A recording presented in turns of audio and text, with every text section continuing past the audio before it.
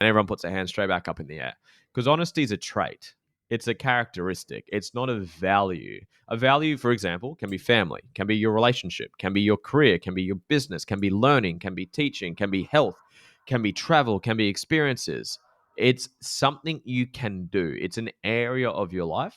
So I always start with that because it just gives people context. Who are you? Like, what actually lights you up? Who is the authentic version of you?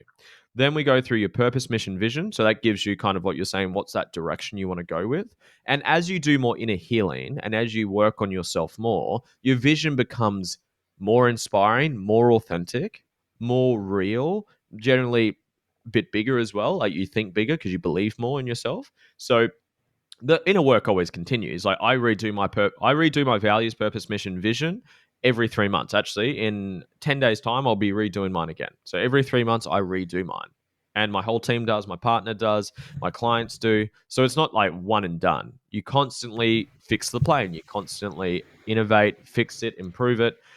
So yeah, the short version, long answer to your question, it's both. I generally start with the foundational stuff for me, which is the values, purpose, mission, vision, and then mastering perceptions. That just gives people a fucking insane tool to process any trauma, any wound, anything they're holding on to, anything they're judging, anything that triggers them.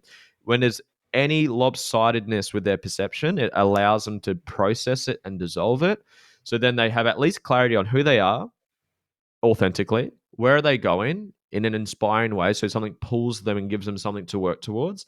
And then they've got the best tool that I have of how to dissolve anything that comes up.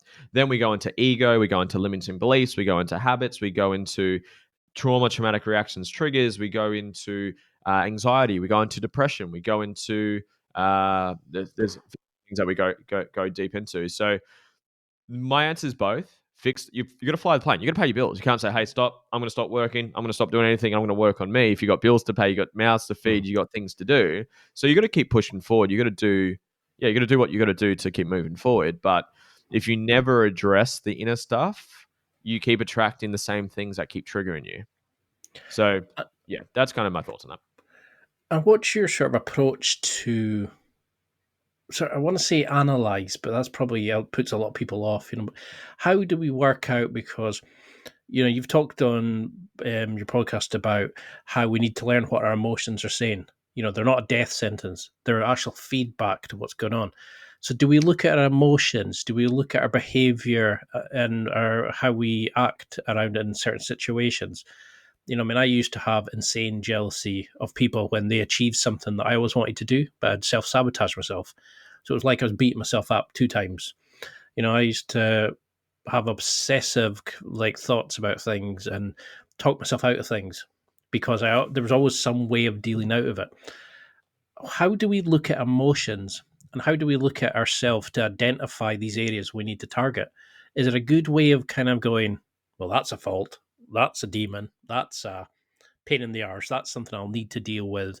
How would you go about that with somebody? No, that's beautiful. So understanding the work and like because it's not always a one shot answer. Like I got taught Mhm. this yonks ago. Simple, silly analogy, but surrounding the dragon. So there's a dragon, and you take it head on. Doesn't work. That's cool. Try a different angle. That doesn't work. That's cool. We'll try a different angle. Okay, that worked. Let's go that way. So it's not just like one tool solves everything. So like you mentioned self sabotage before. So there's two big ones for me that self sabotage is happening. So I would start with values. Generally, self sabotage is you're putting someone else's values ahead of your own. As an example, you value your relationship more than anything. It's number one for you.